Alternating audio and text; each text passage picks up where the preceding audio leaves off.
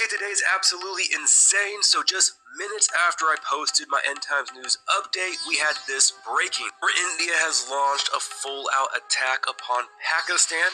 Indian missiles start striking Pakistani territory in at least 3 locations. And we can see right here the 3 Pakistani targets that were struck by Indian missiles. We have this right here, Indian Army, quote, "Justice is served, missiles fired at 9 sites in Pakistan occupied Jammu and Kashmir in Operation Sindoor." And we have a large number of Indian fighter jets flying over Kashmir, indicating that a full-scale military operation might be underway. And of course, in response, we have Pakistan's military saying that it will respond to Indian strikes, and that Pakistan vows to retaliate against India attacks at time and place of its own choosing. And for those who watched my news update that I posted an hour ago, I brought this up to your attention, how the Pakistani Defense Minister, Khawaja Asif, said that if India attacks and Pakistan's existence is threatened, nobody will survive. We won't let any other country live on this planet. I still want to know who in the world allowed Pakistan and India to have nuclear weapons. The answer to that question, here we are, looking off the cliff into the abyss of World War III. Things are escalating at an exponential rate. I mean, it's almost impossible to keep up with everything going on. I made that news update, which was the longest update video I've ever made, almost 10 minutes of information of things going on, and then post it. This breaks through, or breaks off. India and Pakistan are pretty much full stage war. India is going after it. It's just going to continue to roll downhill. It's going to be like a domino effect, because then Pakistan is going to respond and retaliate, and then India will respond and retaliate. It's just overwhelming, to be honest with you guys. A lot going on, a lot to keep up with, with Israel, Gaza, Israel, Iran, Israel, Yemen, U.S., and Yemen, U.S. and Iran, U.S. and Gaza, trade wars, Ukraine and Russia. Don't even get me started on the AI and the whole beast system, Giving all praises, all honor, and all glory unto Yahweh, Bahasham Yahushai, Bahasham HaKakodash. Double honors to the elders and the apostles of greatness who not do well, and salutation to the Akyam, preaching his word in truth and sincerity around the Atazah. Shalom, shalom, shalom.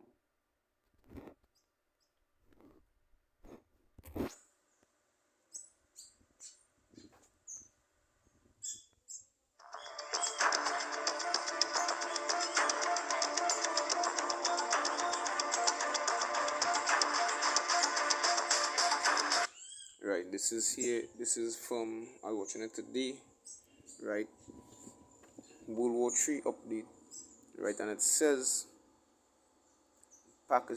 Pakistan armed forces launched multiple attacks using drones and other munitions along entire western border, and on the intervening night of the 8th and the 9th, Pakistan troop also resorted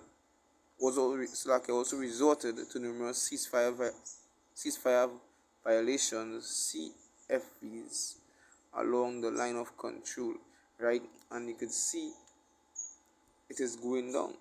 What the scripture say in Matthew, right? Matthew 24.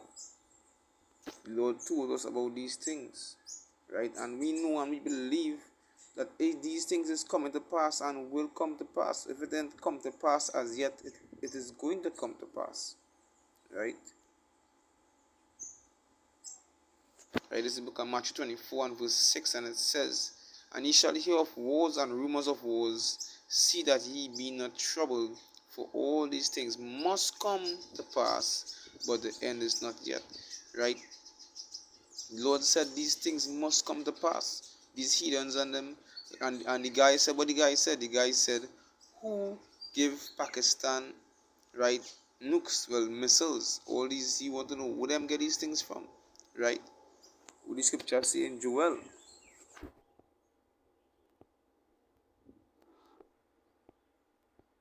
This is Joel, Joel 3 or Joel 2, I use Joel 3, right? Joel 3 and verse 9, and it says, "Proclaim ye this among the Gentiles. Prepare war. Wake up the mighty men. Let all the men of war draw near. Let them come up. Right? And we know every nation in the face of the earth had their time. Right? All these other hidden nations, they had their time to rule in the rulership. Right now, we in Esau rulership. Right? Esau queendom. Right? In his era. But these other nations, the Elamites, the Moabites, the Ammonites, they had their turn. They had their time. Right? So they are the mighty men. The Lord say, wake them up. Wake up the ones them who was back then was kings, and they had their kingdom also. Right? Wake them back up in this timing. Right? Given everybody having their own nuclear capabilities, their own military might, right? Their own, how they say it, they call them superpowers of the earth, right? These nations, the Lord say, wake them up. Verse 10, it says, beat your plowshares into swords and your prudent hooks into spears. Let the weak say, I am strong. Right? A simple country like Pakistan, look at what's going on now. What's in Venezuela also, and these other nations, right? They getting nuclear capabilities, and what they getting it for? They getting it for the day of Armageddon, the day for when the Lord comes back to put these heathens into subjection and bring in this righteous rulership. Right? It says, let the weak say, I am strong. Assemble yourselves and come, all the heathen, gather yourself together round about. Right? You will have to gather for that war. You will have to gather for that day of Yahweh Hashem Yahushai, that day of the Lord. What's going on in Ukraine right now? Right? They have to bring forth that WW3. They have to continue doing what they're doing and bring forth that World War 3. Because why? The Lord putting everything in place. Don't feel you will just get that knowledge just so. Don't feel you will get all the strength to make your nuclear missiles and buy it and sell it and arm up this country and arm up our next country when Russia selling missiles to this one and doing trade with that one, right, and giving them military strength, nuclear capabilities, and bolstering the defenses also. Don't feel you will just get these knowledge just so. It's the Lord. Which scripture I seen, I think I had it here earlier on, right, Isaiah 54, and it says, behold, I have created the smith that bloweth the coals in the fire. Right? It have different type of smiths. Right? It have a locksmith. It have these ironsmith. Right? It also have the smiths and them who making these missiles, who making these tanks, right? Who making these guns, who making Esau's sword. Right? It says, I have created a smith that bloweth the coals in the fire, and bringeth forth the instrument of his work, and I have created the waster to destroy. Right? The Lord who made these things. You will just get the idea in your brain, because when I check it out, it's all the materials you're getting it from the Lord's land. Right? So don't feel that you will have that knowledge for yourself. The Lord is the one who put in everything into play. That's why he could tell you all the narrative. He could tell you all what is exactly going to happen through the prophecies. But this is a short one. I'm going to bring out this last piece of the second is just. It's a short one through the Spirit. Second is just 15. And this is 12. 15. 15 and 14, and it says, Woe to the world and them that dwell therein, right? Woe unto you all, death and destruction unto you all, because the time is coming where a lot of plagues, famine, pestilence, right? These things are going to come upon the face of the earth. It's up to you if you're going to serve Yahweh Shai, serve the one and only true power, or it's up to if you want to disobey him. Well, you already numbered the two to Jake's already numbered to the sword, because everything is predestination.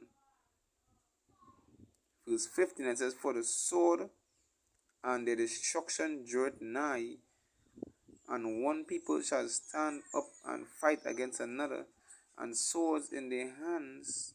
For there shall be sedition among men, and invading one another. They shall not regard their kings nor princes. Would the scripture say how, right? He come to set mother against father, sister against brother, right? This is what is going to happen in that time, in that day of the Lord, in Jacob's trouble. These nations can be fighting against themselves. Even these two Jakes going to be fighting the wars for Esau, Edom, and these other countries. Continuing, and and the course of the action shall stand in their power. A man shall desire to go into a city and shall not be able. Right, that bringing in, that is basically martial law. Right, we're gonna have these checkpoints where if you don't have that chip, if you're not ruling with the system, you ain't gonna be able to go. You ain't gonna be able to pass the checkpoint. As you always see, look at the movie What Happened to Monday. Continuing, for because of their pride, the cities shall be troubled. Continuing, for because of their pride, the cities shall be troubled, the houses shall be destroyed, and men shall be afraid. A man shall have no pity on his neighbor, but shall destroy their house with the sword. Right? Because when that time come, and you have famine coming to play, right? Famine of this bread, famine of wheat, right? And it have nothing to eat. What you going to do? After you loot out all the groceries and the supermarkets, right? And the going on the shelves is empty, right? What you going to do when all the mango and the tree done and you have no more fruits in the land? It have no more things to eat where you can say what people have planted up in the gardens. What you going to do? The first thing Jake's going to be thinking about is the rich man who having money, and they say they'll be thinking, hey, he's stocked up. Let me go by his house. Let me go with guns in hands and let us go and rob this man. That's what people will be thinking in that time, in that day of the Lord. In Jacob's trouble when things hard. Continuing, it says, but shall destroy their houses with the sword, and spoil their goods because of the lack of bread, and for great tribulation. This is what's going to happen. That is why I'll bring this last piece up here, Proverbs 10.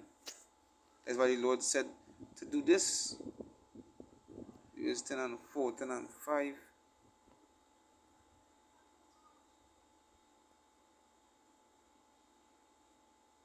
Right? 10 and 4, and it says, he becometh poor that dealeth with a slack hand. Right? But the hand of the diligent maketh rich. Being diligent in the word of the Lord, being diligent in doing what the Lord tell you to do. Continue doing it. That way we're gonna be made rich. Right? Nothing this flesh, you know. We ain't saying which is in this flesh, but we saying in the spirit. Saying to reap spiritual benefits. If you don't, if you If you be slack, right, you will basically be poor spiritually. Verse 5, it says, he that guardeth in the summer is a wise son. Right now we in the summer, right now we in the green. Right now it's time to reap, right? Spiritually it's time to continue building your faith, building in the truth. Continuing it says, but he that sleepeth in the harvest is the son that causeth shame. Right now it's harvesting time, right? As I said, right now it's time to reap. But if it's sleeping in this time, you basically gonna be as a son that causeth shame, as the scripture say. Just want to give all praises, all honor, and all glory unto Yahweh, Ba'ashem Yahushai, Ba'ashem Kakodash, to all honors to the elders and the apostles of Great Millstone, and salutation to the brothers around the Atazah. Shalom, shalom, shalom.